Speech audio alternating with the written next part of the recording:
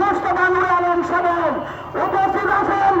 পৌর বিএনপির অন্যতম নেতা ফাঁসির মঞ্চ থেকে ফিরে আসা নেতা শহীদুল ইসলাম আদল ভাই উপস্থিত আছেন।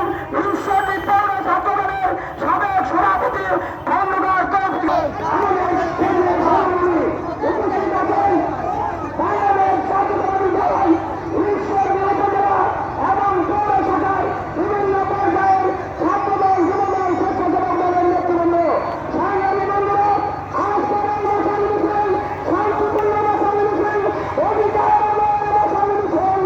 আজকের এই শান্তিপূর্ণ ভাষণ মিছিল থেকে আমরা বিএনপির ভারপ্রাপ্ত চেয়ারম্যান আলমের রাষ্ট্রনায়ক শৈশব তারেক রহমানের কাছে এবং বিএনপির চেয়ারপারসন দেশনেত্রী বেগম খালেদা জিয়ার কাছে উদাত্ত আহ্বান রাখতে চাই।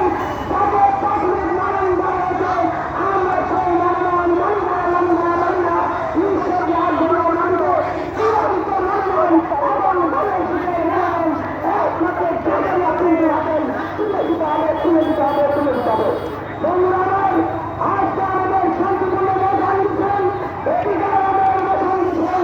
এ পর্যায়ে কথা বলার জন্য অনুরোধ করছি ঈশ্বরদী পৌর বিএনপির সংগ্রামী সাংগঠনিক সম্পাদক জনাব ইসলাম পঞ্জিয়া ভাইকে।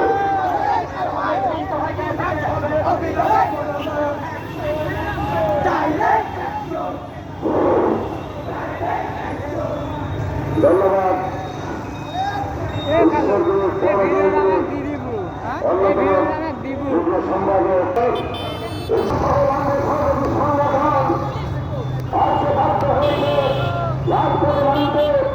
আমাদের রক্তের দাবি ঈশ্বরদী আন্দোলন সবচেয়ে জনপ্রিয় নেতা ফাঁসিবাদের ষোলো বছর জনতার নেতৃত্বে ঈশ্বরদী আন্দোলন রাজপথে নেতা কর্মীরা সড়ক ছিল, যার নেতৃত্বে সমস্ত আন্দোলন সংগ্রাম হয়েছে।